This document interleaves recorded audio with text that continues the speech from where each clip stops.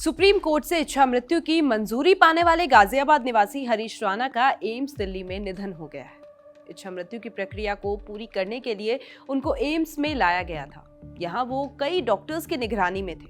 Passive euthanasia के procedure के तहत उनका निधन हुआ है और कुछ दिन पहले ही उनका पोषण धीरे धीरे बंद कर दिया गया था, जिसके बाद उनका निधन हो गया। अब डॉक्टर्स अंगदान के लिए प्रक्रिया शुरू करेंगे। हरीश के जो अंग दान किए जा सकते हैं, उन्हें जरूरतमंद मरीजों को ट्रांसप्लांट किया जाएगा।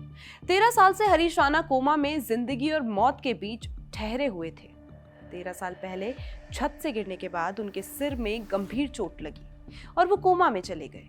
एक ऐसा कोमा जहां से उनकी वापसी कभी नहीं हुई। उनके माता पिता ने हार नहीं मानी और देश के बड़े बड़े अस्पतालों में इलाज करवाया, लेकिन समय के साथ ना तो हालात में सुधार आया और ना ही उम्मीद बची। जब डॉक्टर्स ने ये साफ कह दिया कि अब ठीक होने की कोई संभावना नहीं है, तब एक माँ बाप को सबसे कठिन फैसला लेना पड़ा और उन्होंने सुप्रीम कोर्ट का दरवाजा खटखटाया। सुप्रीम कोर्ट में इस मामले की सुनवाई हुई, मेडिकल रिपोर्ट्स देखी गई और सख्त गाइडलाइंस के तहत इच्छा मृत्यु को मंजूरी दे दी गई। ये फैसला आसान नहीं था, लेकिन कानून और संवेदना दोनों को ध्यान में रखते हुए ये लिया गया।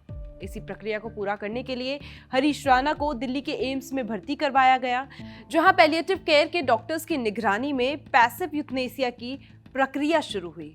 सबसे पहले उनका पोषण धीरे धीरे बंद किया गया, हर कदम कानूनी और मेडिकल नियमों के तहत, और फिर आज हरीश राणा ने इस दुनिया को अलविदा कह दिया। लेकिन एक सवाल जो सभी के मन में टिक टिक कर रहा होगा, वो ये है कि आखिर इच्छा मृत्यु क्या होती है।